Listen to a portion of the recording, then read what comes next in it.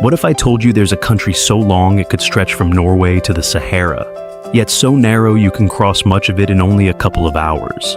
A country with the driest desert on Earth, the highest active volcano on the planet, the strongest earthquake ever recorded, and some of the oldest mummies in human history, older than those of Egypt.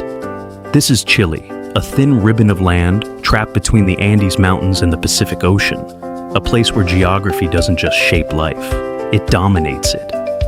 Chile is one of the strangest shaped countries on Earth. It runs for more than 4,200 kilometers from north to south, but averages only around 177 kilometers in width. If you laid it over Europe and Africa, it would stretch from the far north of Scandinavia toward the edge of the Sahara. That extreme shape is the result of two giant boundaries, the Andes to the east and the Pacific to the west. Chile is squeezed between them, and that narrow corridor creates an astonishing range of climates and landscapes. In one country, you can find hyper-arid desert, Mediterranean valleys, snowy mountains, temperate forests, fjords, glaciers, and sub-Antarctic islands. Few places on Earth pack so much variety into such a narrow strip of land. Nowhere is that more obvious than in northern Chile, where the Atacama Desert pushes dryness to an almost absurd extreme. This is widely considered the driest non-polar desert on Earth. In some areas, rainfall is so rare that weather stations have gone decades without recording meaningful precipitation. The reason lies in a brutal double barrier. Moist air from the east is blocked by the Andes, while the cold Humboldt Current off the Pacific coast suppresses evaporation and cloud formation. The result is a landscape of salt flats, bare rock, and almost no vegetation. A place so alien that NASA has used it to test equipment designed for Mars. But the same conditions also make it perfect for astronomy. The air is thin, dry, stable, and almost free of light pollution, allowing some of the most powerful telescopes on Earth to scan the universe from Chilean mountaintops. In the Atacama, the land is so empty that it becomes a window into outer space. The desert is also home to one of Chile's most astonishing records. On the border with Argentina stands Ojos del Salado, rising to 6,893 meters above sea level. It is the highest active volcano in the world and the second highest mountain in South America. Because it towers beside one of the driest regions on Earth, it looks almost unreal, an enormous volcanic giant standing in a landscape of dust, rock, and sky. Yet the mountain hides another surprise. Near its summit lies a permanent crater lake, often cited as the highest lake of any kind on the planet. Ojos del Salado is a perfect example of how Chile constantly combines extremes that seem like they should not exist together. Fire and ice, desert and water, immense height and almost total dryness. Chile's volcanic power is no accident. The country sits on the Pacific Ring of Fire, the most seismically active zone on Earth. Here, the Nazca Plate is being forced beneath the South American plate, building mountains, feeding volcanoes, and storing up unimaginable tectonic stress. Chile has around 2,000 volcanoes, and hundreds are considered geologically active. Some, like Villarrica and Osorno, are famous for their near-perfect shapes and dramatic eruptions. This instability is dangerous, but it also brings an unexpected benefit. Volcanic ash and mineral-rich soils have helped create some of the most fertile agricultural land in the southern hemisphere, especially in central Chile. The same forces that threaten life in Chile also help sustain it. And nowhere is Chile's relationship with geological violence more famous than in its earthquakes. On May 22, 1960, near Valdivia, southern Chile was struck by the most powerful earthquake ever instrumentally recorded, magnitude 9.5. The rupture stretched for over 1,000 kilometers. Entire communities were devastated, and the energy released was so immense that it triggered a massive tsunami that crossed the Pacific Ocean. Waves struck Hawaii, Japan, and the Philippines, killing people thousands of kilometers away.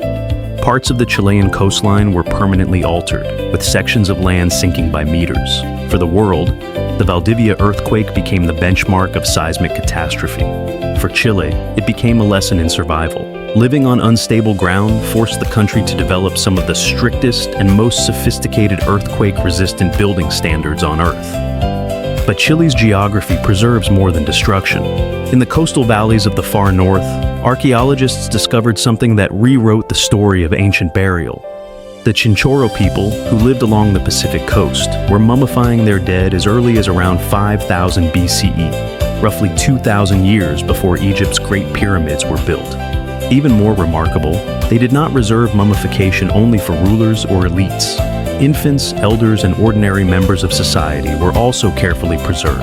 The hyper-arid climate of northern Chile helped those remains survive for millennia, turning the desert into a natural archive of human history.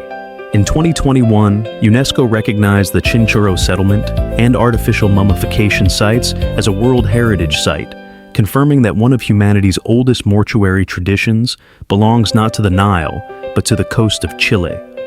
Chile's isolation has also produced stories that feel half historical and half mythical. About 670 kilometers off the mainland lies the Juan Fernandez Archipelago. In 1704, a Scottish sailor named Alexander Selkirk was marooned on one of its islands and survived there alone for more than 4 years. His ordeal later inspired Daniel Defoe's Robinson Crusoe. The connection became so famous that Chile eventually renamed the island Robinson Crusoe Island. Today, it is a remote biosphere reserve, home to species found nowhere else on Earth. It shows how geographic isolation can transform a patch of land into both a biological sanctuary and a global legend. Even something as ordinary as the potato ties back to Chile's unusual geography.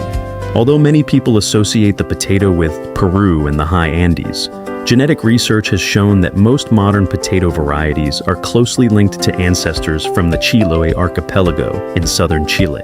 Long before Europeans arrived, indigenous communities in this cool, rainy environment cultivated a wide diversity of potatoes adapted to tough conditions. That diversity later became enormously important to global agriculture. When disease devastated potato crops in Europe, hardier genetic lines connected to Chile helped breeders develop more resilient varieties. So, one of the world's most important foods owes part of its survival story to the wet, volcanic islands of southern Chile. Chile's geography also shaped one of the fiercest resistance stories in the Americas. South of the Biobío River lived the Mapuche, an indigenous people who resisted both the Inca Empire and later the Spanish Crown. For centuries, dense forests, rivers, swamps, and rugged terrain helped them fight outside powers. While much of Spanish America was conquered relatively quickly, Mapuche territory remained a contested frontier for generations. That long struggle left a deep mark on Chilean identity. It reminds us that geography is not just scenery. It can be a shield, a border, and sometimes a weapon. Chile even helped change the way humanity understood the Earth itself. When Charles Darwin visited the country aboard the HMS Beagle in 1835, he was struck by 2 observations that stayed with him. In the Andes, he found marine fossils thousands of meters above sea level. Then he witnessed an earthquake that visibly lifted parts of the coastline. Together, these events convinced him that the planet was not fixed and static, but slowly transformed over vast spans of time. Chile gave Darwin a dramatic lesson in deep time. And Chile's extremes do not end in the past. In the far south, Puerto Williams on Navarino Island is often recognized as the southernmost city in the world.